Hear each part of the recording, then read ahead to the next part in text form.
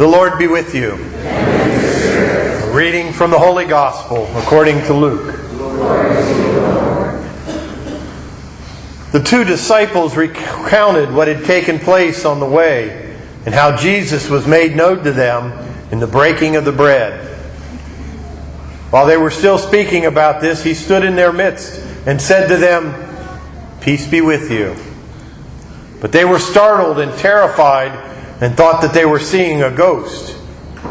Then he said to them, "Why are you troubled? And why do questions arise in your hearts? Look at my hands and my feet, that it is I myself. Touch me and see, because a ghost does not have flesh and bones, as you can see I have." And as he said this, he showed them his hands and his feet. While they were still incredulous for joy and were amazed, he asked them, "Have you anything here to eat?" They gave him a piece of baked fish. He took it and ate it in front of them. He said to them, "These are my words that I spoke to you while I was still with you, that everything written about me in the law of Moses and in the prophets and the Psalms must be fulfilled." Then he opened their minds to understand the Scriptures. And he said to them, "Thus it was written that the Christ would suffer and rise from the dead on the third day, and that repentance for the forgiveness of sins would be preached in his name to all nations, beginning from Jerusalem. You are witnesses of these things." The Gospel of the Lord. Praise to you, Lord Jesus Christ.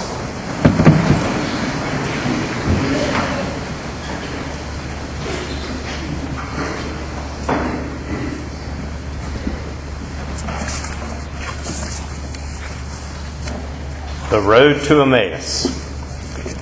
Do you ever wish you'd been there too? Would it make a difference in what you believe? What difference would it make in the way that you live your life if you had been there with those disciples to meet Jesus after he rose from the dead? These are all very important questions for us this third week of Easter. When the disciples first saw Jesus after he was raised from the dead, they went through many emotions. But as we hear in our readings, it seems like fear and joy are the ones that we identify most closely with. They knew that Jesus had died after torture and crucifixion. No one could survive all of that. So when he stood in their midst, of course, they were fearful. First they thought, it must be a ghost. Is someone trying to trick us? Is this an imposter? But Jesus assured them that he was not a ghost, and even showed the disciples his hands and his feet where they saw the actual nail wounds. As they began to feel joy, Jesus went one step further and asked them for something to eat, convincing them that he was truly alive, and he ate a piece of baked fish, reminding us that the resurrected body isn't just a spiritual body. The resurrected body is real. Just imagine the joy they must have felt as Jesus was back with them, eating and sharing the Scriptures with them. We know that when Jesus appeared fully alive among his disciples, he also came with a mission. He explained the Scriptures that had foretold his coming and his mission, and their understanding, as we heard, was opened. Now they were to go and witness to the message and the resurrection of the Lord. Their lives were changed. And notice that Jesus, in his ingenious way, was actually giving them the context for the Mass. Breaking open the Scriptures, the liturgy of the Word, what happens right here in this pulpit. Sharing food, the liturgy of the Eucharist, which happens on that altar. But believing in the risen Christ involves affirming and communicating the new life. That means many things, including something that might seem so simple to us. It means feeding others. There are many ways of feeding others. Some ways are heroic, some ways are simple. But we all can feed others even without giving actual physical food. There's a true story of a religious sister who was a nurse and worked in a hospital for the poor in India. When a patient with a serious tuberculosis saw her outside the room where he was laying, he called her and asked her to come to his bedside. "White woman, in your country, do you have a mother?" he asked. She responded, "Yes, I have a mother, and thanks be to God, she is fine." Then he asked, "Do you have sisters?" "Yes, I have 4, but one has died." "Do you have brothers?" "Yes, I do," she said. "Do you have friends and neighbors who love you?" "Yes, I have many. But why do you ask me all these questions?" He said, "Because I'm amazed to see you here among us. You have a mother and sisters and brothers and many friends.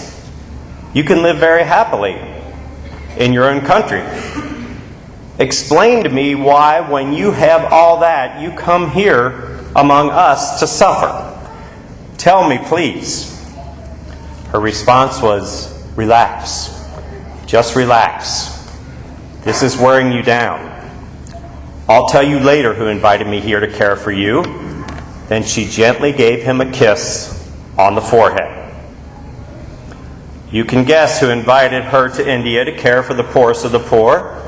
And no, it wasn't Mother Teresa, although she probably gladly would give the invitation. Mother Teresa would tell you it's the risen Christ who invited this woman, who had so many reasons to live happily in her own country. This woman probably told this patient later that it was God, the risen Christ, who invited her. But at this moment, she simply showed him by a gentle kiss on the forehead. Now, this is not to say that every time we give life to another person, we have to give them a kiss on the forehead. But we must share the new life of the resurrected Christ with others. Easter is not over. The risen Lord is sending all of us to give life and witness to His resurrection. How we do that is up to each one of us. It might be a simple smile to a stranger, or a word of encouragement to a fellow worker. It might be taking school supplies to Catholic Charities in the fall, or a warm coat to Beacon in the winter. It might be volunteering at your children's school or one of our local nursing homes. It might simply be taking a plate of cookies to a neighbor who needs uplifting. Or for the younger people, it might be inviting a fellow student who others ignore to eat lunch with you or have fun with you on the playground. And of course, in our own parish, we can feed others through our St. Vincent de Paul Society, through helping others through our Hearts and Hands Committee. This Eucharist today is the right time for all of us to thank God for the life and the love that He's given to us. It's also the right time, as we continue to celebrate Easter, to resolve to be a witness to the resurrection and to give life and love to others when we walk out those doors.